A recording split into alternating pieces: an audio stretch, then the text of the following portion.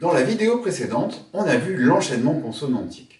Une consonne prononcée à la fin d'un mot bascule sur la voyelle du mot suivant. La liaison, c'est le même résultat à l'oral, mais le mécanisme est différent. Ce n'est pas une consonne déjà prononcée qui se déplace, c'est une consonne qui se réveille devant une voyelle. Pour comprendre d'où ça vient, un petit détour historique. En vieux français, un mot comme « vous » se prononçait « vous » dans tous les contextes. Vous venez, avec vous, vous aimez. Dans ce dernier cas, vous aimez, il y a un enchaînement, c'est-à-dire que le z final forme une syllabe avec la voyelle qui suit. Avec le temps, ce z final a commencé à disparaître devant les consonnes et en fin d'énoncé. Vous venez est devenu vous venez, avec vous est devenu avec vous. Mais devant une voyelle, il s'est maintenu, c'est le principe de la liaison. Ce z qu'on n'entend plus à l'écrit, on le voit encore dans l'orthographe. Le S de vous. C'est un fantôme graphique qui ressurgit à l'oral dans certains contextes.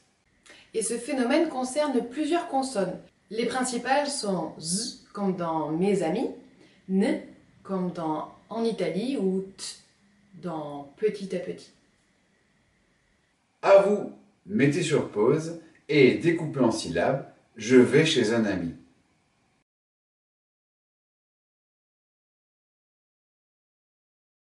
Je vais chez un ami. 6 syllabes.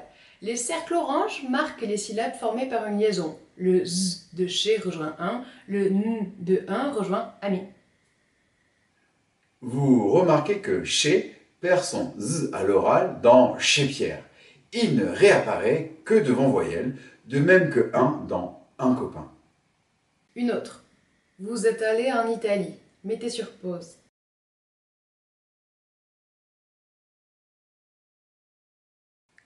Vous êtes allé en Italie. 8 syllabes, une liaison en ze, vous êtes, et une liaison en ne, en Italie. Une alternative serait « Vous êtes allé en Italie » avec une liaison supplémentaire entre « être » et « aller », mais elle n'est pas obligatoire. Et oui, toutes les liaisons ne fonctionnent pas de la même façon. Certaines sont obligatoires, vous avez, d'autres facultatives comme êtes allé, d'autres encore interdites, c'est-à-dire qu'on ne prononce pas la consonne écrite. On ne développe pas ici, mais si vous voulez creuser ce point, le lien est en description. Enchaînement consonantique, liaison, dans les deux cas, la consonne cherche une voyelle. La différence, dans l'enchaînement, elle est prononcée dans tous les cas. Dans la liaison, elle était en sommeil et se réveille au contact d'une voyelle. Dans la prochaine vidéo, on verra l'enchaînement vocalique. Et là, ce sont deux voyelles qui se rencontrent.